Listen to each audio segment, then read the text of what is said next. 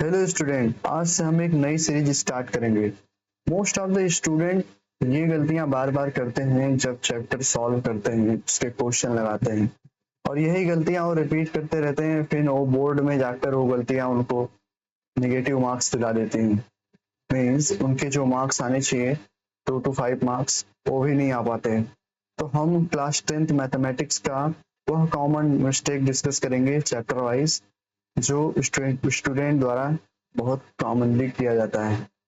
तो हम इस सीरीज में देखेंगे हर चैप्टर का most common mistake by student. तो हम स्टार्ट करते हैं इस सीरीज का पहला चैप्टर, चैप्टर 1, रियल नंबर। तो रियल नंबर में हम लोग 10 से 12 मिस्टेक को डिस्कस करेंगे और उसमें सबसे जो कॉमन मिस्टेक्स होते हैं वही मिस्टेक्स को हम लोग डिस्कस करेंगे। क्वेश्चन सॉल्विंग भी, कॉन्सेप्ट से रिलेटेड मिस्टेक भी, ताकि आप लोग जो कॉन्सेप्ट समझे हैं वो अच्छे से समझे रहेंगे। जो कॉन्सेप्ट समझाना चाह रहा है, जो कॉन्सेप्ट का एक्चुअल मीनिंग है, उसको आप अच्छे से समझे रहेंगे तो आप क्वेश्चन में गड़बड़ी नहीं करेंगे, क्वेश्चन को रॉन्ग नहीं करेंगे। अगर क्वेश्चन वर्ड के साथ आपके साथ खेल जाए, जैसे कि वर्ड प्रॉब्लम में आपको वर्ड अलग तरीके से वर्डिंग कर दे, तो कई स्टूडेंट क्या होते हैं वहां पे फंस जाते हैं कि ये इसका मतलब क्या हुआ, ऐसे कैसे करेंगे। ठीक है, तो हम लोग चैप्टर 1 स्टार्ट करते हैं। चैप्टर 1 क्या है? Real number, class 10। ओके, तो चैप्टर 1 में पहला मिस्टेक होता है यूक्लिड डिवीजन लेमा को लेकर। यूक्लिड डिवीजन लेमा, ठीक है। यहाँ पे चैप्टर 1 है और चैप्टर 1 का नाम क्या है? Real number. ओके, तो पहला मिस्टेक क्या है? पहला मिस्टेक है यूक्लिड डिवीजन लेमा को लेकर। तो दो चीज होते हैं, Euclid division lemma and Euclid division algorithm. ठीक है, एल्गोरिदम एंड लेमा। ठीक, तो मोस्ट ऑफ द स्टूडेंट इसको क्या है, एक ही समझते हैं। बट आपका जो यूक्लिड डिवीजन लेमा होता है, यूक्लिड डिवीजन लेमा क्या होता है? एक प्रकार का ये मैथमेटिकल स्टेटमेंट होता है। ये क्या होता है? Mathematical statement. ओके, ये स्टेटमेंट टाइप का हो गया। कोई आपसे बोल दिया कि ये स्टेटमेंट है, कुछ बोल दिया आपसे कि ऐसा करो, हो गया स्टेटमेंट। लेकिन आपको अगर प्रोसेस बता दें किस तरीके से करना है, स्टेप बाय स्टेप अगर बता दे कि ये चीजें ऐसे करनी है, जब ऐसा हो जाए तो इस तरीके से करना है, तो वही हो जाता है आपका यूक्लिड डिवीजन लेमा। इस वाले में क्या बोलता है? एल्गोरिदम हो जाता है। ये लेमा में क्या बोलता है? लेमा में बोलता है A is equal to B Q plus R, और यहाँ पे आर का कंडीशन दे देता है जो रिमाइंडर होगा वो आपका 0 से बड़ा रहेगा और जो बी है आपका डिवीजर है उससे छोटा रहेगा और 0 के बराबर भी हो सकता है। ये हो गया आपका एक यूक्लिड डिवीजन लेमा। बट हम जो एल्गोरिदम का यूज करके क्या करते हैं, इसी स्टेटमेंट का, इसी लेमा का यूज करके हम लोग एचसीएफ फाइंड करते हैं। ठीक है, एचसीएफ फाइंड करने के लिए इसी का हम लोग बार बार रिपीट करते रहते हैं। ठीक, जैसे अगर मैं एक आपको एग्जांपल दूं, तो यहाँ पे अगर एग्जांपल ले लेंगे आप, ये हो जाएगा आपका 45 एंड और ये हो जाएगा आपका 36। तो इसके बीच में आप निकालेंगे क्या? इसके बीच में आप एचसीएफ निकालेंगे। तो आप पहले इस फॉर्मेट में बदल लेंगे। तो ये क्या होगा, पहला ये छोटा वाला ऐसे ले लेंगे आप, ये हो जाएगा 36, ये हो जाएगा 45, फिर इसको डिवाइड करेंगे। तो ये 36 वंजा, 36 वंजा, ये कितना आएगा? आप इसमें से सब्ट्रैक्ट करेंगे, ये आएगा आपका 9। ओके, तो इसको आप क्या लिख सकते हैं? 45 equal to 36 multiplied by 1 plus 9। तो ये आप देख रहे हैं रिमाइंडर, रिमाइंडर क्या आ रहा है आपका? इस फॉर्मेट में आ रहा है। ठीक, अब आ गया आपका क्या? ठीक, अब आप क्या करेंगे? अब आप करेंगे जो ये 9 है रिमाइंडर, अब ये बन जाएगा ये डिवीजर। डिवीजर हो गया। अब जो डिवीजर है वो हो जाएगा आपका क्या? डिविडेंड। ठीक है, आई होप आप लोगों को ये समझ में आ रहा होगा। ठीक है, ये 9 और जा, ये हो गया रिमाइंडर 0। जैसे ही रिमाइंडर 0 आएगा, जो रीसेंट डिवीजर होगा वही आपका एचसीएफ हो जाएगा। ये है आपका एचसीएफ। तो आप इसमें इस प्रकार से इसको देख सकते हैं। ये भी कॉमन मिस्टेक होता है कि लोग इसको समझ ही नहीं पाते हैं कि इसको क्या बोलते हैं, इसको क्या बोलेंगे, इसको क्या बोलेंगे। तो यहाँ पे आएगा रिमाइंडर क्या बोलेंगे। तो जो ए हो गया आपका, ए क्या है आपका, ए है आपका डिवाइडेंड, डिवाइडेंड, ठीक है ना। ए है आपका डिवाइडेंड एंड बी क्या होगा आपका, बी है आपका डिवाइजर। ओके, ये भी मिस्टेक होती है कई बार, इसमें पूछ लिया जाता है एमसीक्यू टाइप के क्वेश्चन में, डिविजर, डिवाइडेंड, रिमाइंडर, ये बताइए। और यहाँ पे क्यू क्या है, क्यू जो है आपका है क्वोशिएंट, ठीक। एंड आर क्या है, आर है रिमाइंडर। तो आप ये गलतियों पे ध्यान रखेंगे, ये पहला गलती हो गया, ठीक है। और इससे रिलेटेड एक और मिस्टेक होता है कई बार स्टूडेंट, जो आर का जो फैक्टर है, ये आर जो रिमाइंडर है, रिमाइंडर में कंफ्यूज जाते हैं कि रिमाइंडर की रेंज क्या होगी। रिमाइंडर की रेंज हमेशा 0 से बड़ा रहेगा या बराबर रहेगा रिमाइंडर, और छोटा रहेगा किससे, उससे क्वोशिएंट डिवीजर से, ये रहा ना बी, बी से हमेशा छोटा रहेगा। इसका मतलब क्या है, अगर मैं 5 का 11 में डिवीजन, ठीक है, ठीक है, 11/5, तो जो ये 5 है, यही बोलना है कि अगर रिमाइंडर जो होगा वो 5 से छोटा आएगा, 5 के इक्वल नहीं आएगा, अगर 5 के इक्वल आएगा तो 1 टाइम ये और चला जाएगा, ठीक है। और 0 आ सकता है और 0 के बराबर है, इसके बीच में होगा, यही बोलना चाह रहा है ये रिमाइंडर का रेंज। ओके, अब हम लोग दूसरी गलतियों की तरफ बढ़ते हैं। मोस्ट कॉमन दूसरी गलती क्या होती है स्टूडेंट द्वारा, स्टूडेंट द्वारा दूसरी गलती होती है प्राइम फैक्टराइजेशन को लेकर, ठीक है। क्योंकि अगर आप प्राइम फैक्टराइजेशन को ऐसे लिखेंगे, अगर ये हिस्ट्री है, पहले मैं हेडिंग डाल देता हूँ, प्राइम फैक्टराइजेशन, ठीक है।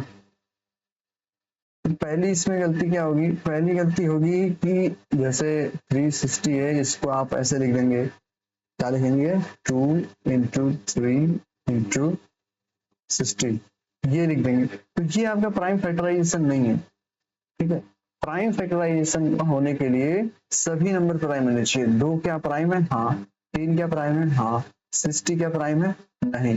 ये प्राइम है, ये प्राइम है, ये नहीं। तो इसको हम लोग कैसे लिखेंगे, 360 को हम लोग इस प्रकार से लिखेंगे प्राइम नंबर में, 2 × 2 × 2 × 3 × 3 × 5। ओके, अब इसी को हम लोग लिखेंगे 2⁻3, 8 हो गया ये, मल्टीप्लाई 3⁻3, 9 हो गया, इंटू 5। ओके, तो ये प्राइम नंबर है, ये प्राइम नंबर है, ये प्राइम नंबर, ठीक है। इस फॉर्मेट में हम लोग लिखेंगे।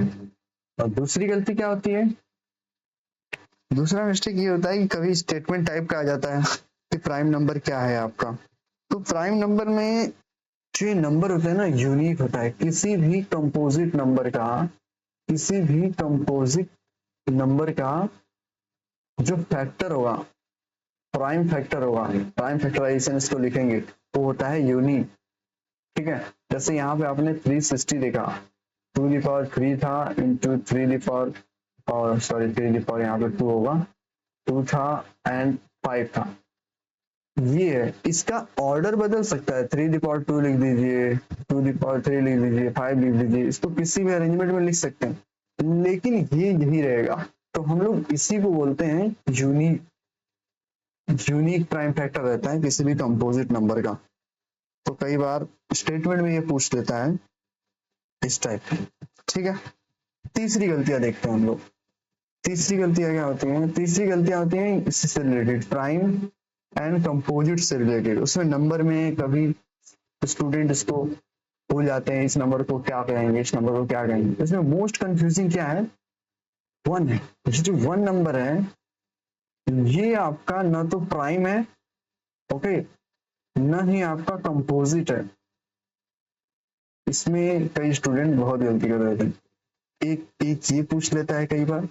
दूसरा क्या होता है, ये 2 आपका क्या है, 2 आपका प्राइम नंबर है, और प्राइम नंबर के साथ साथ इवन प्राइम है, इवन प्राइम है। 3 चीजें होती हैं, इवन प्राइम एंड और तीसरा क्या होगा ये, तीसरा आप ध्यान दीजिए, मैंने लेक्चर में पढ़ाया भी था, क्या था ये है सबसे smallest prime number, smallest prime number, ठीक है। ये तीन चीजें हैं, इसके बारे में आप हमेशा याद रखेंगे, ठीक।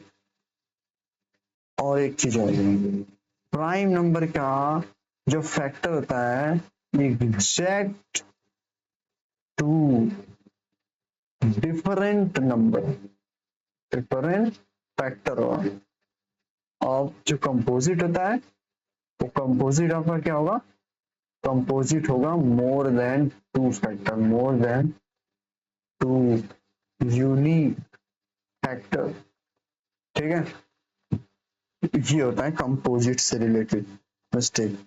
तो आप हमेशा ध्यान रखेंगे, कई बार क्या होता है, एक को भी लोग करते हैं, एक से कटेगा और खुद से, मतलब एक से कटेगा, दो फैक्टर आएंगे तो ये होगा क्या, प्राइम नंबर होगा। नहीं, ऐसे आपको नहीं करना, यूनिक होने चाहिए, डिफरेंट होने चाहिए दोनों, ठीक है। तो हम लोग अपने अगले मिस्टेक की तरफ देखते हैं। ये सब मिस्टेक आप याद रखेंगे, ऐसी ऐसी गलतियां, क्योंकि आप गलतियां याद रखेंगे क्या क्या गलतियां होती हैं, तो आप ऑटोमेटिक उसको ध्यान में रखते हुए क्वेश्चन में गलतियां नहीं करेंगे, ठीक है। तीसरा मिस्टेक क्या होता है, डेसिमल एक्सपांशन को, decimal expansion, okay, decimal expansion. तो पहले चैप्टर में हमारा जो डेसिमल एक्सपांशन वाला कॉन्सेप्ट आता है, उसमें दो तीन चीजें होती हैं, टर्मिनेटिंग होती है, नॉन टर्मिनेटिंग होती है, रिकरिंग होता है, नॉन रिकरिंग होता है, ठीक। तो जो टर्मिनेटिंग का केस होता है, इसमें भी क्वेश्चन पूछता है आपसे, क्वेश्चन क्या पूछता है, टर्मिनेटिंग वाले क्वेश्चन, टर्मिनेटिंग डेसिमल, ठीक है। टर्मिनेटिंग डेसिमल में क्या पूछ देगा आपसे, पहले तो ये पूछ देगा ये टर्मिनेटिंग है या नहीं है, यस और नो, किसी भी क्वेश्चन को देखिए आपको पूछ देगा टर्मिनेटिंग है या नहीं है। टोटल डिजिट पूछ लेगा, टोटल डिजिट आफ्टर डेसिमल, ठीक है। ये भी पूछ सकता है आफ्टर डेसिमल, डेसिमल, ओके। ये दो चीजें हैं जो टर्मिनेटिंग में पूछ लेता है। तो टर्मिनेटिंग में हमें पता करने के लिए ये चीजें हैं टर्मिनेटिंग या नहीं, इसको पता करने के लिए पहले आगे हमें जो फ्रैक्शन दिया है a बाई बी, तो हम लोग पहले आगे इसको इस फॉर्म में कन्वर्ट करेंगे जहां पे a comma B is co prime number, co prime number आप समझ रहे हैं, जिसका HCF of A and B is equal to 1 होगा। इसी को हम लोग बोलते हैं simplest, simplest form of fraction, okay, simplest form of fraction. तो फ्रैक्शन का जो सिंपलेस्ट फॉर्म रहेगा उसमें कन्वर्ट करेंगे, फिर उसके बाद हम लोग बी को देखेंगे, बी क्या इस फॉर्मेट का है क्या, 2 power m into 5 power n, ठीक है। अगर 2 the power m 5 the power n है तो ये क्या होगा, टर्मिनेटिंग होगा, टर्मिनेटिंग होगा, क्या होगा, टर्मिनेटिंग। और दूसरा क्या है, डेसिमल डिजिट क्या होगा, डेसिमल डिजिट क्या होगा, डेसिमल डिजिट आपका होगा क्या, maximum of m comma n, okay. m comma n का जो मैक्सिमम रहेगा वही होगा आपका क्या, इतने डिजिट बाद, डेसिमल पे इतने डिजिट बाद ये जाके रुक जाएगा, ये जाके टर्मिनेट हो जाएगा। ये तो कॉन्सेप्ट है, हम इस पे एक एग्जांपल से समझते हैं। एग्जांपल से इसको अगर समझेंगे तो ये हो जाएगा, जैसे पहला एग्जांपल क्या है, 6/15, क्या 6/15 को प्राइम नंबर है, पूरा इसका HCF कितना आ रहा है, HCF of 6,15 is equal to what, ये आ जाएगा क्या 3, तो 3 से इसको डिवाइड कर देंगे, तो ये होगा क्या हो जाएगा 16/15 को क्या हो जाएगा, ये 2 इंटू 3 करेंगे, इसका प्राइम फैक्टराइजेशन ही हो जाएगा, ये होगा 5 इंटू 3, 3 ये कैंसिल हो गया, ये 2/3, तो ये क्या है, HCF of 2,5 is equal to 1, ये है ना।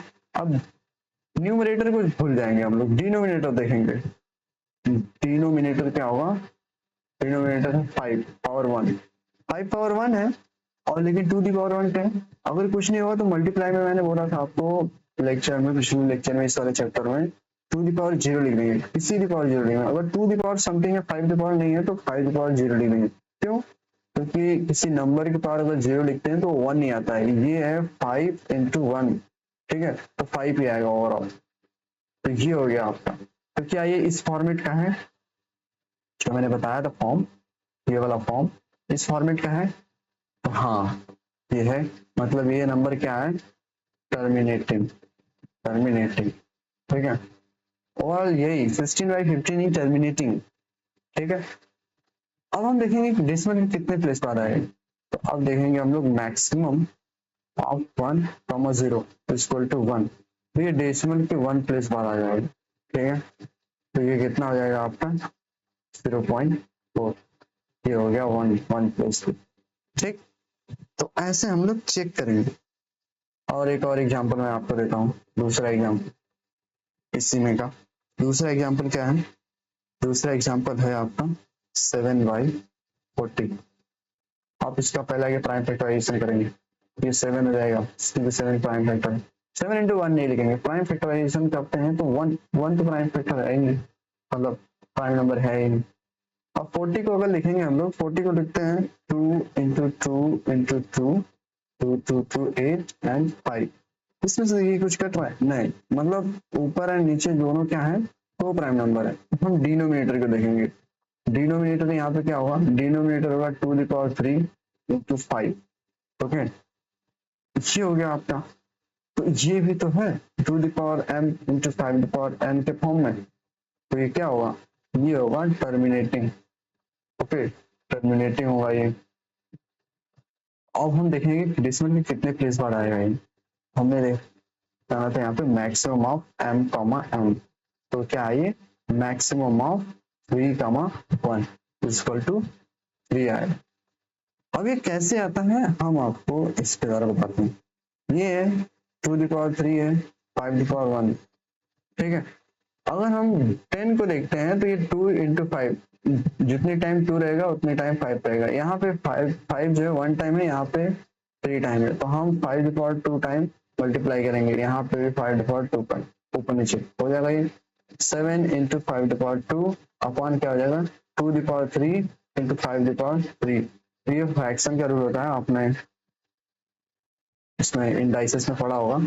ये हो जाएगा 7 इंटू 25, ये हो जाएगा क्या 2 इंटू 5 टू पावर 3, तो ये आपका क्या हो जाएगा, ये 175 हो जाएगा, ओके 175 हो जाएगा। ये हो जाएगा 10 the power 3, 10 the power 3 means what, 10 the power 3 means 103, ठीक है। ये हो जाएगा आपका 0.175, ये देख रहे हैं आप, यही है, हम इसी को इक्वेट करते हैं। ये 3 है ना मैक्सिमम, तो हम 3 ही बनाएंगे, तो 3 आता है, तो ये 10 1 लिख के 30 होगा, तो इसीलिए 3 डिजिट होता है।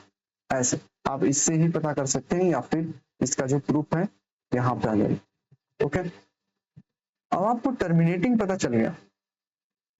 अब तो सेम चीज, अगर आपका a by b a comma b is a co prime number, ठीक है, but b is equal to 2 the power m 5 the power n into any other number, any other number, इस फॉर्मेट का अगर रहेगा तो आपका क्या आ जाएगा, वो नॉन टर्मिनेटिंग हो जाएगा, नॉन टर्मिनेटिंग।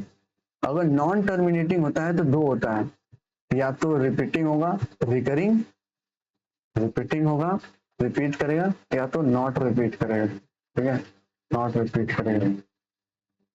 तो ये क्या है, ए बाई बी जो है रेशनल नंबर है, हमने रेशनल नंबर का डेफिनेशन जाना था, रेशनल नंबर है, तो रेशनल नंबर है तो ये रिपीट ही करेगा, तो ये वाला कंडीशन हो जाता है, ये वाला होगा और ये वाला होगा, ये नहीं होगा क्योंकि ये रेशनल फॉर्म में है ना, रेशनल नंबर के फॉर्म में है, तो ये रिपीट करेगा। तो ये कौन सी कंडीशन हो जाएगी, नॉन टर्मिनेटिंग एंड रिपीटिंग वाली कंडीशन। तुरंत हम इसको आसानी से पहचान सकते हैं और इसी को हम लोग लिख देंगे। और जो रहा आपका non terminating and non repeating, तो अंडर रूट वाली वैल्यू जो इरेशनल नंबर होते हैं उसमें, ठीक है, ये आप लोग कर दें। और अगला मिस्टेक क्या आता है, जो अगला मिस्टेक है आपका, अगला मिस्टेक बच्चे हमेशा करते हैं HCF और LCM में। जैसे हमारा होता है दो नंबर के लिए HCF और LCM में relation LCM is equal to A into B. ये क्या है, नंबर है, बी क्या है, नंबर। हम इसको इस फॉर्मेट में भी लिखते हैं HCF of A comma B, मतलब ए और बी का HCF multiplied by LCM of A comma B, A comma B का LCM is equal to A multiplied by B. ये हो गया, यहाँ तक तो ठीक है। बट कई स्टूडेंट ये भी सोच लेते हैं कि अगर A comma B comma C आएगा तो इसको हम लोग बोल देंगे F C F into L C M to A into B into C, ये तीन नंबर आ जाए, तो ये गलत है, ठीक है। इस फॉर्मेट में आपको नहीं सोचना है। दो से अधिक जितनी, अगर दो से अधिक नंबर आए तो मैंने जो आपको प्राइम फैक्टराइजेशन वाला मेथड बताया था उस मेथड से आपको करना है, ओके। तो प्राइम फैक्टराइजेशन मेथड पहले आगे सबको प्राइम फैक्टराइजेशन में करेंगे। आपको एचसीएफ निकालना है, एचसीएफ निकालने के लिए जो मैंने पावर बताया था, तो एचसीएफ निकालने के लिए आप मिनिमम पावर लेंगे सब में का, तो कोई नंबर दो रहेगा, दो में सब में देखेंगे कितना कितना पावर है, उसका मिनिमम पावर लेंगे, एचसीएफ हो जाएगा। और एलसीएम के लिए मैक्सिमम पावर इस फॉर्म में लेंगे आप, ठीक। तो यहाँ पे एक प्रॉब्लम होगी, ठीक है। हम अगले मिस्टेक की तरफ बढ़ते हैं। अगला मिस्टेक क्या है, अगला मिस्टेक हमारा है सबसे जो कॉमन क्वेश्चन आता है। कॉमन क्वेश्चन क्या है, जैसे हमने ऊपर पढ़ा था ना, किसी भी नंबर को रिपीटिंग एंड नॉन रिपीटिंग करेंगे, तो जो ये है 0.333333 जा रहा है, ये इस टाइप का नंबर है, तो इसको हम लोग क्या लिखते हैं 0.3 बार। तो ये कई बार क्या आता है, क्वेश्चन में आ जाता है कि 0.3 प्लस 0.5 बार प्लस 0.812 बार, ऐसे क्वेश्चन में आ जाता है। तो इसको बच्चे जल्दी से जल्दी कन्वर्ट नहीं कर पाते हैं। तो क्योंकि ये क्या है, नॉन टर्मिनेटिंग एंड रिपीटिंग है, जैसे मैंने ऊपर बताया था, इसका डिनोमिनेटर क्या होगा, 2 the power m 5 the power n into any other number, इसके फॉर्म का होगा। तो इसीलिए ये नॉन टर्मिनेटिंग होता है बट रिपीट करता है। तो इसको हम लोग क्विक एकदम फास्ट कैसे करेंगे, फास्ट करने के लिए हम, मैंने यहाँ पे बताया आपको 0.5, अगर मान लीजिए यहाँ पे ले लीजिए ए बी सी डी, ठीक है, ए बी सी डी, और 3 पे यहाँ पे 12, तो इसको आप तुरंत लिखिए। पहले आगे डेसिमल के बाद का जो नंबर है उतना ए बी सी डी, अब माइनस करेंगे जिसके ऊपर पावर नहीं है, और जिसके ऊपर नहीं है ए मीन्स बार, ए के ऊपर नहीं है, ठीक है। और जितने के ऊपर पावर रहेगा, जितने के ऊपर बार रहेगा, पावर मीन्स बार जितने के ऊपर रहेगा उतना आप 9 लिख देंगे, ठीक है। और फिर जितने के ऊपर नहीं रहेगा उतना आप 0 लिख देंगे। यही है, ये वाला जो है, ये वाला दिखा रहा है, ये वाला जो है यहाँ पे दिखा रहा है, ठीक है। और ये वाला जो है यहाँ पे दिखा रहा है, और ये पूरा है। ये आप याद रखेंगे, आप क्विक कन्वर्ट कर पाएंगे। इसको कैसे करेंगे, इसको क्या करेंगे, पहले क्या है, पहले के दशमलव के बाद क्या है, ये 3 है। अब कितने के ऊपर बार नहीं है, किसी के ऊपर बार नहीं है, कितना एक के ऊपर बार है 1, तो 1 9 होगा। कितने के ऊपर बार नहीं है, किसी के ऊपर नहीं, तो कुछ नहीं होगा, यहाँ पर क्या हो जाएगा, ये 3/9। ये क्या होगा 0.5, 0.5 के ऊपर बार क्या है 5 है, वो कुछ नहीं है, यहाँ पे 9 हो जाएगा, ठीक है। और 0.812 पे बार है, तो क्या हो जाएगा 812 माइनस 8 अपॉन 9, दो पे बार है और एक पे बार नहीं है, तो ये हो जाएगा आपका 8, इसमें करेंगे 804 अपॉन 9 सर, ओके, ऐसा हो जाएगा आपका। फिर ऐसे फ्रैक्शन में आ गया, फ्रैक्शन में आप आसानी से जोड़ सकते हैं, तो इस पे आप ध्यान रखेंगे। और ये तो हो गया डेसिमल के मामला। एक प्रॉब्लम और करते हैं, अगर कोई ऐसे दे दे 8, ऐसे हो गया 8.21319 बार, ठीक है। तो इसको आप कैसे करेंगे, तो आपको ये पता है कि हम लोग डेसिमल को अलग कर सकते हैं, 8 प्लस 0.2, ओके, 2 1 9, इस पे बार ये तो आपका ऐसे रहेगा, प्लस इस पे क्या रहेगा 219, माइनस इस पे बार नहीं है 2 पे, 5 जितने पे बार है उतना 9, 2 डिजिट पे बार है तो ये हो गया, और एक तो नहीं है तो एक 0, 8 प्लस ये माइनस कर देंगे तो कितना आएगा 217 और 9 9 0। अब उसको क्रॉस मल्टीप्लाई आप क्यों कर रहे हैं, ऐसे ही जब आगे आएगा आपको तो आप जो ये कंप्लीट नंबर है, होल नंबर है, उसमें जोड़ देंगे और फ्रैक्शन का अलग जोड़ देंगे, फिर इसको आप इसको ऐसे भी तो लिख सकते हैं आप 8217 मिक्स्ड फ्रैक्शन, यही मतलब है इसका, ठीक है। तो ये हो गया। अगला स्टेप जो लास्ट मिस्टेक होता है इसमें का, मैंने कई मिस्टेक जो है ना किसी एक मिस्टेक में क्लब करके बता दिए हैं, उससे रिलेटेड जो मिस्टेक है उसे बता दिए। तो यहाँ पे मैं एक अगला मिस्टेक बताता हूँ, इरेशनल प्रूफ करने में, इरेशनल प्रूफ करने में, ठीक है। यहाँ पे अगर अंडर रूट ए हो तो इसको हम लोग इरेशनल कैसे प्रूफ करेंगे, ए इज अ नंबर, इंटीजर बोल देंगे, पॉजिटिव इंटीजर होना चाहिए, positive integer, okay, positive integer होना चाहिए आपका ए। तो इसमें हम लोग कुछ स्टेप फॉलो करते हैं, वो स्टेप को ध्यान में रखेंगे, हमें दो टर्मिनोलॉजी का याद रखना है, हमें अपने एजम्पशन को रॉन्ग प्रूफ करना है, रॉन्ग प्रूफ करना है, ओके। और दूसरा क्या है, और जो इसको प्रूफ करेंगे वो कॉन्ट्राडिक्शन से करना है, contradiction, okay. Contradiction mean what, विरोधाभास, जो हमने माना था वो हम उसको विरोध कर देंगे, मतलब मैंने बोला था 2 + 2 = 5, तो समहाउ मैंने कोई लॉजिक उसमें लगाया और फिर मैंने बोला कि इसको 2 + 2 5 नहीं होगा, जो मैंने बोला था वो नहीं होगा, मैं मतलब खुद को ही विरोधाभास कर दे रहा हूँ, कॉन्ट्राडिक्ट कर दे रहा हूँ। तो अगर 2 + 2 5 नहीं होगा तो मैंने माना था तो दूसरा, और तो 5 नहीं होगा तो दूसरा होगा, जिसको मैंने नहीं माना था कि ये नहीं होगा, ओके।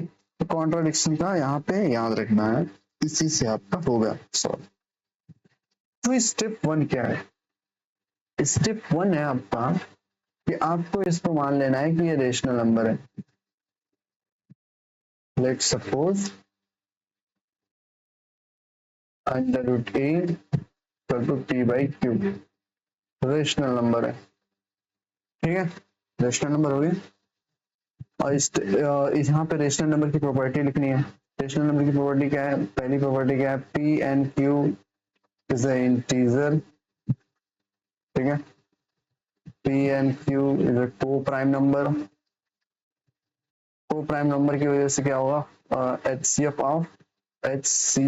ऑफ p, q 1 होना चाहिए, 1 के सिवा और कुछ, यही है, देखो ये मेन इंपॉर्टेंट है, हम वो प्राइम नंबर मानते हैं ना पी एन क्यू को, रेशनल फॉर्म में है तो इसका HCF 1 होना चाहिए, अगर HCF 1 के सिवा और कुछ आ गया तो इसी को हम लोग देख के बोलेंगे कि यहाँ पे कॉन्ट्राडिक्शन हो रहा है, हमने माना था HCF 1 होना चाहिए बट HCF यहाँ पे कुछ और आ गया, तो जो हमने माना था वो गलत माना था, मतलब रेशनल नंबर माना था, गलत माना था, तो क्या होगा इरेशनल। स्टेप 1 हो गया आपका। स्टेप 2 जो होता है squaring both side, squaring both side का मतलब क्या होता है, जैसे ये तो स्टेप होगा ना, इसका मतलब क्या होता है, हमें क्या करना होता है ना, p को एंड q को फाइंड करना होता है किसी और इंटीजर फॉर्म में, क्योंकि जो अगर मैं p को यहाँ पे लिख दूं कि ये x इंटू बी हो गया, q को लिख दूं x इंटू सी हो गया, तो अगर इसका आप HCF निकालेंगे तो HCF निकालेंगे तो पहला जितने भी प्राइम नंबर है उसको मल्टीप्लाई कर दीजिए, सपोज ये प्राइम नंबर है, सपोज ये प्राइम नंबर, अगर ये प्राइम नंबर नहीं भी होगा तो ये प्राइम नंबर है x, तो दोनों में x कॉमन है तो HCF क्या आ जाएगा, x आ जाएगा, HCF इसका x आ जाएगा, x के साथ और भी मल्टीप्लाई हो सकते हैं, अगर मान लीजिए ये कंपोजिट नंबर हुआ, इन दोनों नंबर में कुछ कॉमन हुआ तो यहाँ पे कुछ और आएगा, तो मतलब x और x के साथ कोई मल्टीपल आ जाएगा, तो x का कोई मल्टीपल है, ठीक है। अगर x आपका 1 नहीं होगा तो कुछ और होगा, तो यहीं पे तो हो गया ना, हमने माना था 1 होना चाहिए, यहाँ पे 1 नहीं है, कुछ और हो गया। तो हमें p और q को इस फॉर्मेट में लाना है, ये भी इंटीजर होना चाहिए, ये भी इंटीजर होना चाहिए। इसीलिए हम लोग क्या करते हैं, स्क्वायरिंग बोथ साइड करते हैं, स्क्वायरिंग बोथ साइड, ठीक है। स्क्वायरिंग बोथ साइड हो गया। फिर उसके बाद हम लोग p का वैल्यू निकालते हैं, q का वैल्यू निकालते हैं। इसमें हम लोग दो स्टेप हमेशा ध्यान रखेंगे। दो स्टेप क्या ध्यान रखेंगे, ये वाला, अगर कोई नंबर है, कोई नंबर मान लीजिए यहाँ पे p स्क्वायर है, और कोई प्राइम नंबर है x as a prime number, अगर p बाई x को p square by x square करने पे रिमाइंडर इसका 0 आ रहा है, ठीक है। तो हम ये भी बोल सकते हैं, अगर p को भी x डिवाइड करेगा तो क्या होगा, रिमाइंडर क्या आएगा, 0 आएगा। तो p को x रिमाइंडर 0 आने का मतलब क्या है, यहाँ पे आप मतलब समझिए। इसका मतलब ये है कि अगर हम p में x का डिवाइड करेंगे तो 0 आएगा, मतलब वो जो क्वोशिएंट आएगा एक होल नंबर आएगा आपका, मतलब एक इंटीजर आएगा आपका। इंटीजर अगर आएगा तो मतलब ये, अगर मान लीजिए p बाई एक्स का इंटीजर कितना आया, t आया, तो हम लोग p को क्या लिख सकते हैं, p is equal to t multiplied by X plus r जो कि है 0, तो p is equal to t multiplied by X. देख रहे हैं आपकी यूक्लिड डिवीजन लेमा यहाँ पे कैसे लग रहा है, इनडायरेक्टली लग रहा है। आप यूक्लिड डिवीजन लेमा और यूक्लिड डिवीजन एल्गोरिथम का यहाँ पे यूज करें। ये स्टेटमेंट आप बहुत पहले से ही जानते थे, जब आपने जाना था कि डिविजर, डिवाइडेंट, क्वोशिएंट, रिमाइंडर, ये वाला जब आपने जाना था ना, जब आप डिवीजन सीख रहे थे, तो ये तभी से आप जानते हैं इसको, ठीक है। तो यहाँ पे ये हो गया, इसका आप मतलब समझिए, स्टेप 1 स्टेप 2 स्टेप 3, तो ये होना चाहिए। तो यहीं पे मोस्ट ऑफ द स्टूडेंट गलती करते हैं कि ये कैसे प्रूफ हुआ, स्टेटमेंट को रख लेते हैं, फिर वहां पे कुछ और टाइप का क्वेश्चन आ जाएगा, वहां पे वो भूल जाएंगे। तो आपको याद रखना है कि हमने जो माना था, एचसीएफ पाना था 1 आना चाहिए, बट एचसीएफ 1 ना आके कुछ और आ जाता, तो यहीं पे कॉन्ट्राडिक्शन अराइज हो जाता है। कॉन्ट्राडिक्ट करते हैं अपन अपने ही सपोज को, अपने ही एजम्पशन को, ठीक। तो फिर वहां से हम लोग प्रूव कर लेते हैं। अब इसमें ये ट्रिकी टाइप का और क्वेश्चन आ जाता है। ट्रिकी टाइप का क्वेश्चन ऐसे आ जाएगा कि बोले आपको 5 प्लस अंडर रूट 2 को इरेशनल प्रूफ कीजिए, इरेशनल आप प्रूफ कीजिए, जबकि आपका अंडर रूट 2 इरेशनल है, ठीक है। ये इरेशनल है, तब प्रूफ कीजिए कि ये नंबर इरेशनल होगा। ये दिया है, ये प्रूफ करना है, ठीक है, पहला कंडीशन। दूसरा कंडीशन ये हो सकता है कि ये दिया ही ना हो, बस ये दिया हो कि इसको प्रूफ कीजिए। तो मैं पहला कंडीशन पहला ये डिस्कस करता हूँ आपसे।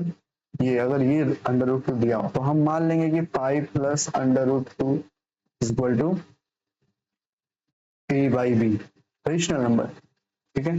रेशनल नंबर है तो हम under root 2 is equal to इधर करेंगे a बाई बी, जैसा है ये +5 है, इधर -5 हो जाएगा, ठीक।